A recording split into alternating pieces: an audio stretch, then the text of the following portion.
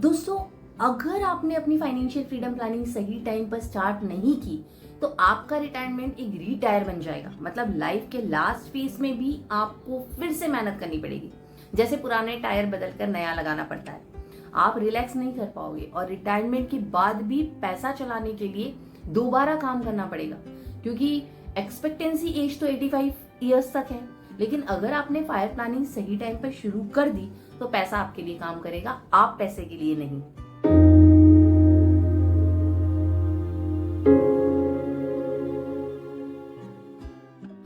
नमस्ते दोस्तों, मैं हूं ऋषि भारोंदेकर, आपकी फाइनेंशियल गाइड जो आपको हेल्प करती है अपने पैशन को स्मार्टली प्लान करने में, ताकि आप फाइनेंशियल फ्रीडम अचीव कर सके।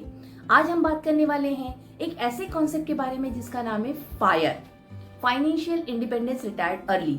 नाम फायर है और गोल भी उतना ही पावरफुल, अपनी लाइफ को फाइनेंशियल स्ट्रेस से आजाद करना। आजकल हर कोई फ्रीडम चाहता है, time freedom, money freedom, location freedom.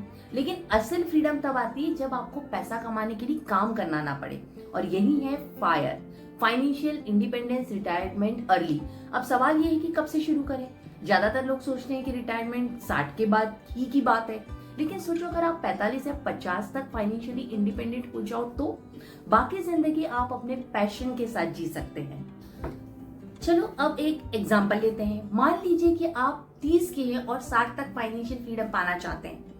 आज आपकी मंथली एक्सपेंसेस हैं 50,000, इन्फ्लेशन 6% मान लेते हैं, तो 30 साल के बाद आपका एक्सपेंसेस होगा 2.87 लाख पर मंथ। और अगर आपको ये 25 साल तक चलाना है तो लगभग 6.5 करोड़ का फ्रीडम फंड चाहिए होगा। इसकी एक्सेल मैं आपको डिस्क्रिप्शन में दे दूंगी, आप चेक कर सकते हैं। सिर्फ 10 साल लेट होने से आपका रिक्वायर्ड एसआईपी 3-4 गुना बढ़ जाता है। यही है कंपाउंडिंग का मैजिक, जो सिर्फ तब काम करता है जब आप अर्ली स्टार्ट करते हो। अब बात करते हैं इन्वेस्टमेंट कहाँ करें। तो एक सिंपल थंब रूल याद रखो, जो मैं पहले भी बता चुकी हूँ, 100 minus your age equal to equity allocation. अगर आप 25 के हैं तो 75% इक्विटी, 25% है तो 40%, तो 60-40 होना चाहिए, 55 के बाद 30-70।